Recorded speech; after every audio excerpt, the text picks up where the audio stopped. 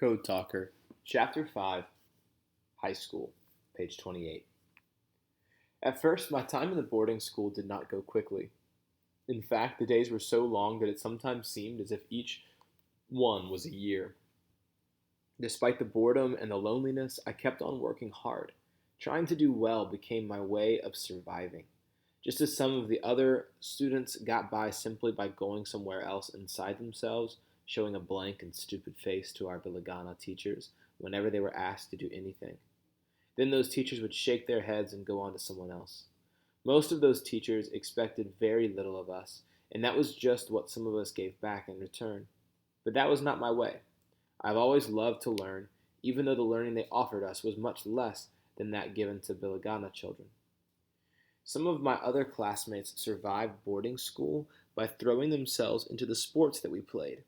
The older boys had basketball and baseball and football teams. After we younger boys got to know those sports, which none of us had ever seen before being sent off to school, we too became great fans. Some of us wanted nothing more than to become one of those heroic Indian athletes like Jim Thorpe, who wore a sports uniform and did great things on the playing field. Whenever we played a game against other Indian schools, I was always among those, page 29, among those cheering loudly for our side. But little I was when I came to school, and little I stayed. I grew some, but reluctantly. I'd never be more than a few inches above 5 feet. I was too small to play sports.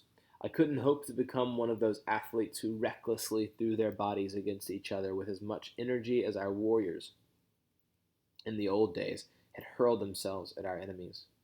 Even though my body would not grow tall, somehow I imagined that there was no limit to the growth of my mind. I read and studied and wrote, and my teachers noticed. I still didn't speak up much in class. That would have been calling attention to myself or embarrassing to the other students who did not do so well in their studies.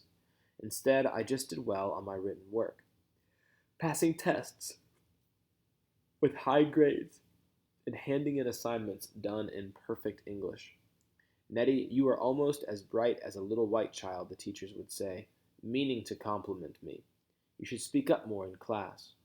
Some of them would even pat me on my head as if I were a little pet monkey that had just done well at obeying a command. Thank you, teacher, I would answer, in a voice just loud enough to be heard.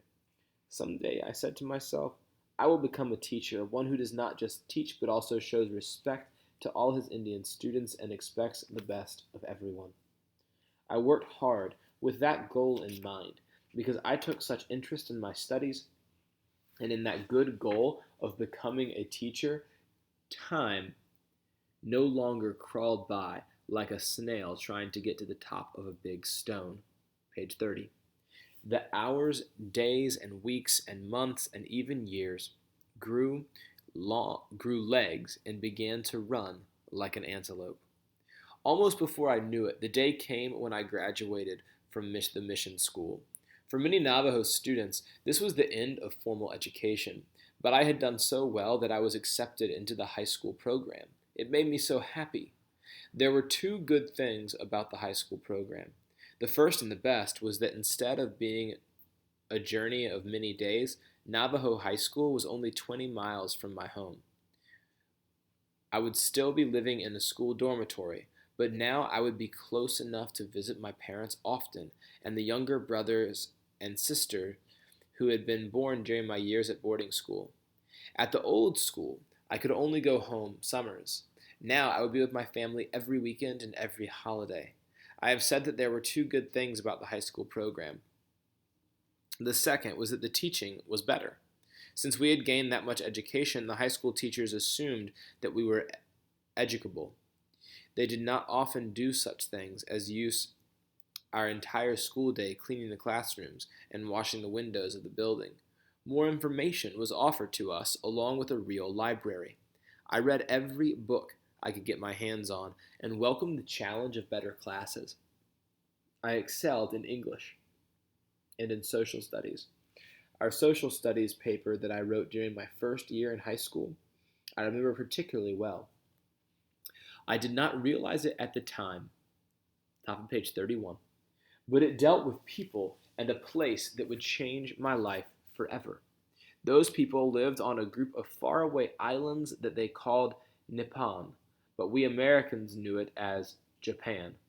I had read about how those people were having hard times, so I wrote my paper about their suffering.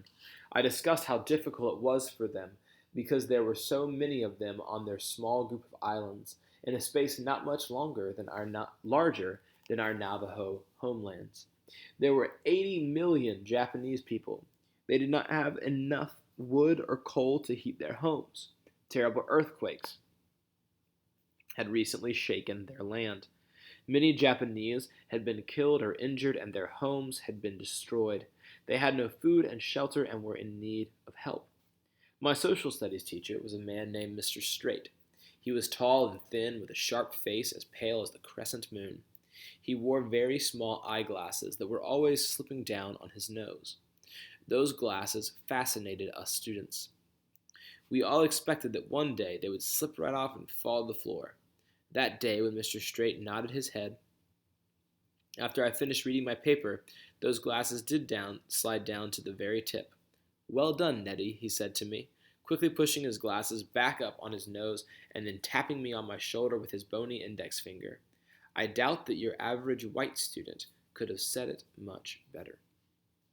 Soon after that, we students at Navajo High School had our own food drive for the poor, hungry Japanese. Top of page 32. Even though we came from families much poorer than those average white students, we still were able to collect 2 big crates of canned goods that became part of the many tons of food relief shipped by America to the islands of Japan.